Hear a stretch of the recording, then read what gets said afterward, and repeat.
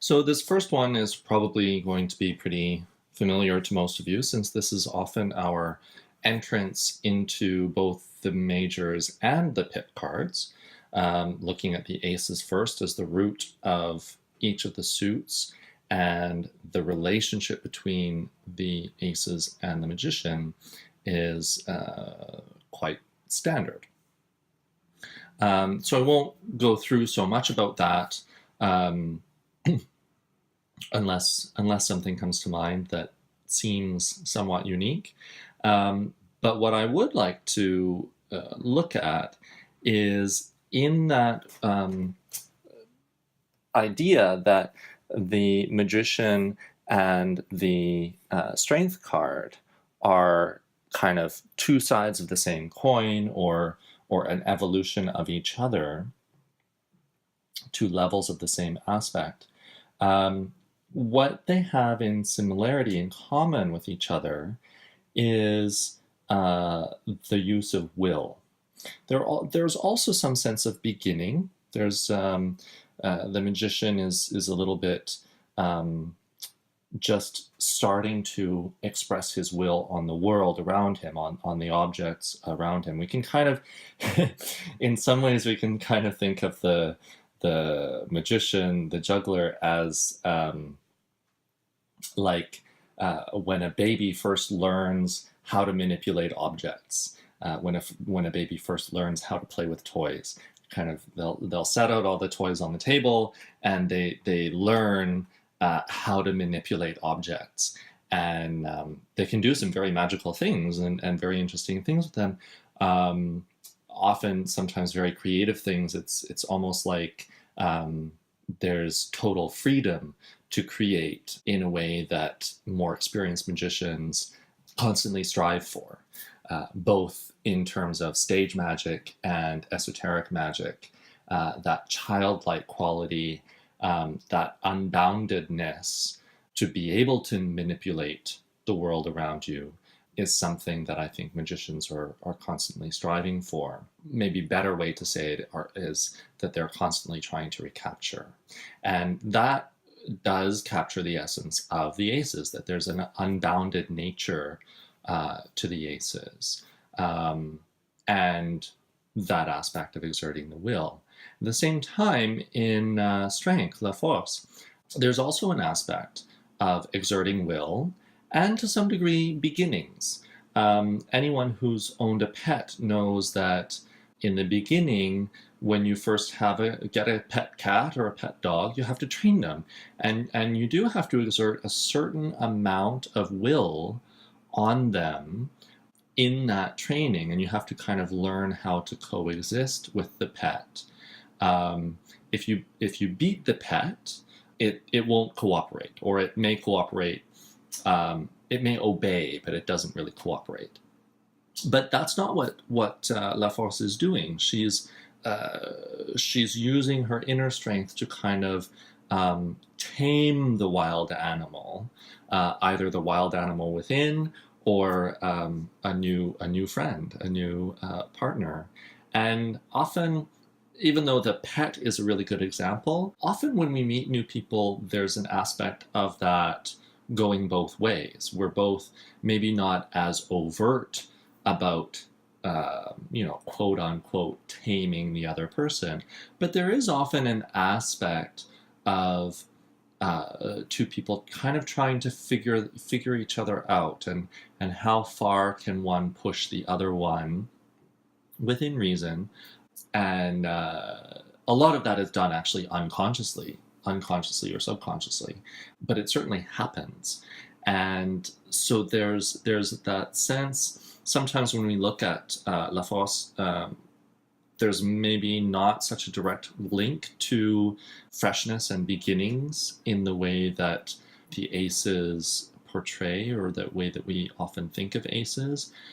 But there is a sense of that beginningness, if we think of it in that way, that in creating new relationships, we kind of have to compromise, and we do have to both tame ourselves and in some ways train the other in how to treat us or how to view us. Some of that is very easily done.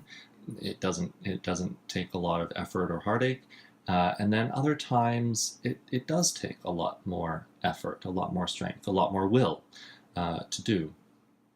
I've also just in this case arranged the cup and the coin on either side of La Fosse, and the sword and the wand on either side of the juggler, the magician, just to kind of illustrate again that sense of the first row being associated with, possibly being associated more with air and fire, and the second row being possibly associated more with water and earth. And you can kind of sense that actually just in the directions of the body position. With La Force, the weight of the card is much lower.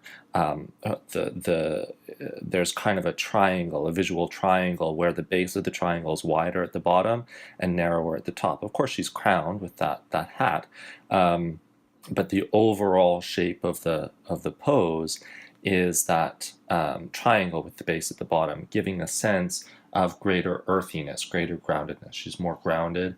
But at the same time, again, in order to tame that animal, she has to be a little bit fluid. She has to bend with the animal. I'm not as familiar with dogs as I am with cats, but with cats, when you pick up a cat, especially if they're a little bit wriggly, in order for them to stay with you, in order for you to be able to hold on to them, you have to bend a little bit with them. If you're too rigid, they will wriggle out. They'll fall or they'll wriggle out. But you have to be a little bit fluid, and as you're a little bit more fluid, like water, they actually become more comfortable, but you're also able to adapt a little bit more to be able to still hold on to them. And even that's reflected by the kind of cascades in the coat of the lion and the robe. Whereas with the magician, kind of the weight of the card seems more upward. The eye kind of more naturally gravitates upward. This is wider across his shoulders and the hat together. And then it's less clear. This is a little bit more ambiguous at the bottom. And with that lack of clarity in the bottom, just visually, the eye wants to go a little bit more up where it's clearer first, and then maybe down to the complicated part. But the eye kind of is seeking some reconciliation first, and that reconciliation is more in the upper half of the card. So what I was talking about earlier about the upper half being more fire and air, the lower half being more water and earth. And so in both of these, speaking of cats, that was my cat that just jumped up on the table. No, babe.